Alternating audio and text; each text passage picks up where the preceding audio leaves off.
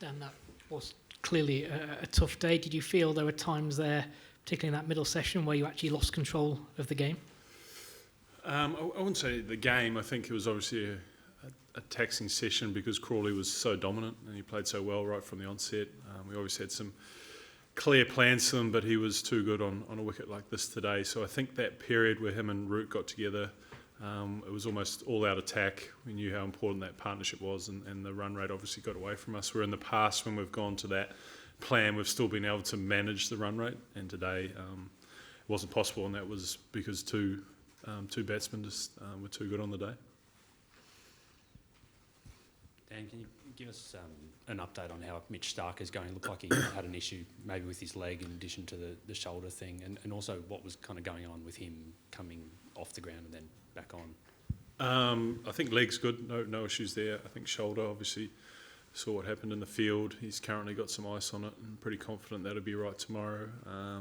He's just one of those guys who doesn't like to spend too much time off the park, so he wanted to get on the field as quickly as possible to see how it was, but he got straight into a hot spot. I think 3 balls in a row got to him. He didn't quite feel comfortable throwing it. I haven't actually spoken to him, but that's what it looked like. But I think we're all pretty confident that he can bounce back tomorrow. Was he even going to bowl back right at the end there as well?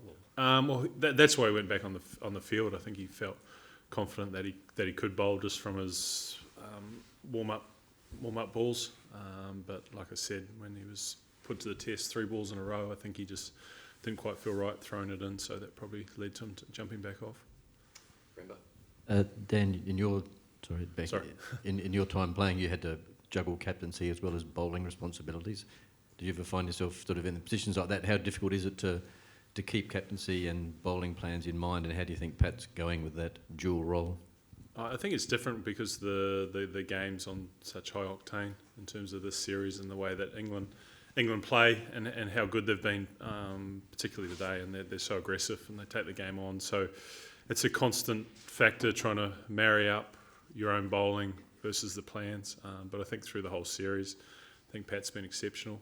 He likes advice. He likes to talk to people around the group. You see him often with Steve Smith. So there's a lot of collaboration going on. I think it's just one of those sessions where we pushed exceptionally hard and England responded. And I think the amount of boundaries in particular they were able to score, even with the field set the way they were, we just weren't able to mitigate that run rate at all. So I think he's done an exceptional job all throughout the series. Dan, there's obviously a lot of talk about Nathan Lyon and what his absence means. Just can you talk us through your thoughts on Australia not playing a spinner? Do you still think that was the right choice? Well, I think there's obviously a number of factors in it. First of all, that Mitchell Marsh played so well to put pressure on the selectors and trying to balance up Cameron Green coming back into the team. Thoughts on the wicket and also with the potential weather conditions around. So we potentially thought the test match was going to be of a shortened nature, and also the way that England play, how aggressive they are, how they can shorten the game up a little bit. So I think there are a lot of things that went into it, but obviously it's a selector's call, but I think it's one of the ones that we'll judge at the end of the test match rather than sort of 2 days through.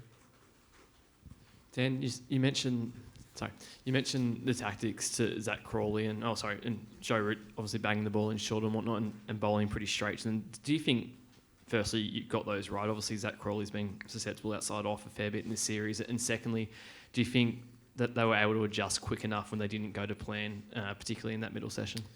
Well, I think first of all, it's how well Crawley played. I think it was exceptional innings. Like I mentioned, he was able to take the game to us like he has throughout the series. He doesn't let any bowlers settle, and his strike rate's phenomenal. And today he took it to another level. And I think that was the nature of the conditions as well. It's a pretty flat surface. There wasn't a lot of swing or seam on offer, so it made it even more difficult. But I just think it's the pressure they put on, and probably more than anything, the way that Root got off to such a flying start.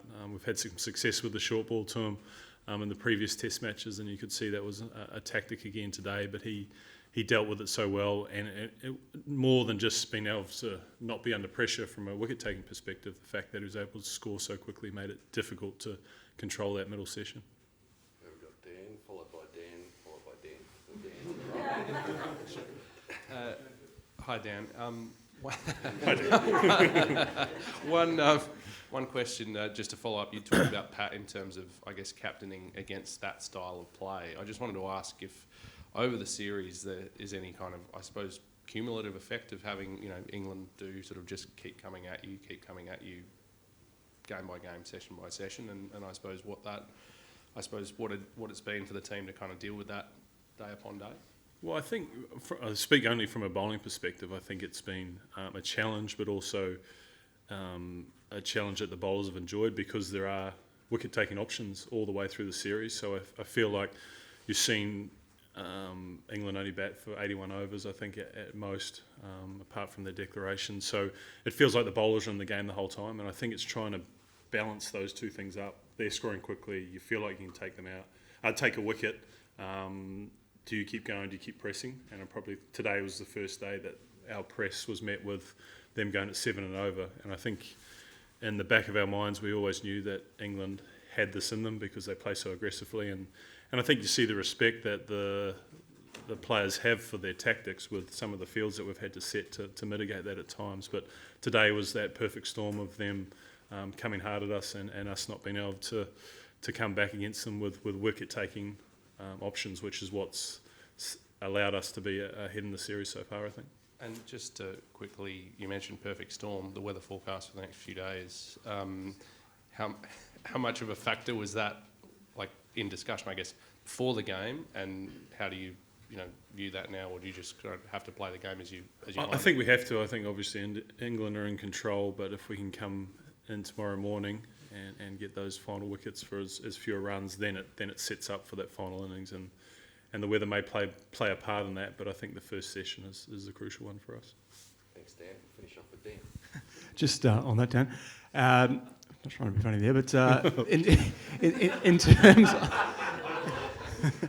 in terms of the weather, is there a point at which your mindset does turn towards draw first when you consider the situation of the match and the series?